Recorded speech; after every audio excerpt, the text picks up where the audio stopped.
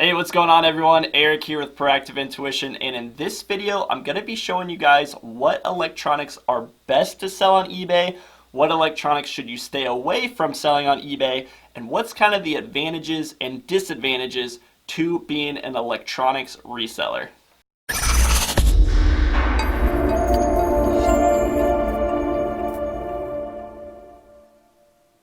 Alright guys, so if you don't know me, my name's Eric Jacob. I have been reselling phones and electronics for quite some time now. I actually was able to leave my full-time corporate sales job and start selling phones and electronics and replaced my entire income from that job by buying and reselling phones and electronics. So I wanted to share with you guys some of the advantages and disadvantages when it comes to selling electronics on eBay.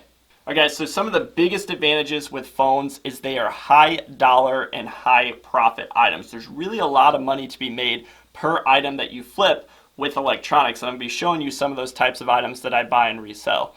The second thing is most electronics are easy to ship because they're small, they're lightweight, and the third thing is they are in high demand. Electronics tend to sell very fast if you sell the right types of electronics. Some items sell for me within an hour, other items take 48 hours. It's very rare that it takes over a week to sell the types of electronics that I buy and resell.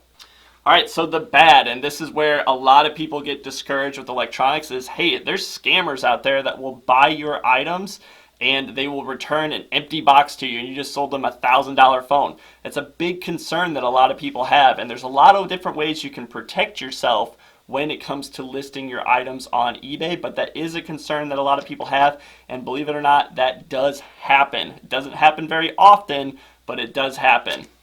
The second thing is returns. So not necessarily people scamming you, but people that return your items. Because you're selling higher dollar items, you know, it kind of stings a little bit more than when you get that return, opposed to when you sell another item that didn't sell as much.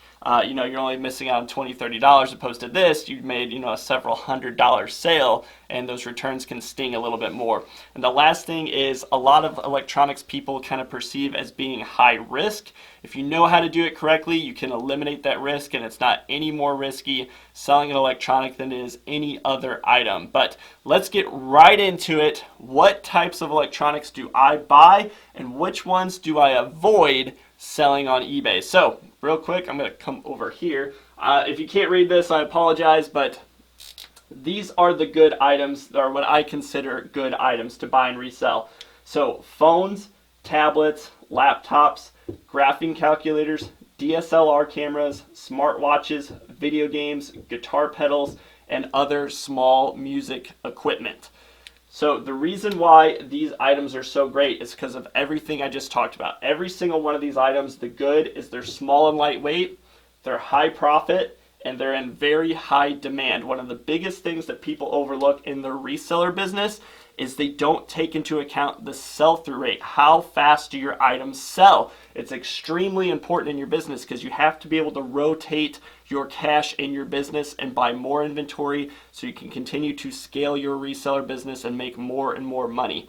Now, for the bad, I tend to avoid any bigger or older electronics. Those are the ones that really sting when you get a return, because guess what? If you get someone that returns a phone to you and you have to pay the return shipping, you're paying like $5 to have them ship that phone back to you. If you sell these types of items, TVs, stereos, old electronic speakers, amps, if you sell those items on eBay and you get a return and then eBay makes you pay the return shipping, guess how much a TV costs to ship? It's not cheap, I can tell you. I've actually sold all of these items, by the way, so that's why I'm telling you that to avoid these types of items. Because when you get a return on a stereo, it stings. I just tell people to keep it and I give them their money back because I don't want to spend $40 to have them ship it back to me. It was a $100 stereo, and you know, then I have to go and resell it again, and it could happen again. I tend to avoid any bigger items. So the bad I consider to be big items, difficult to ship, old or low value items, or slow sellers. These also do not have great sell-through rates. So that's why I love all of these types of items. They sell super fast.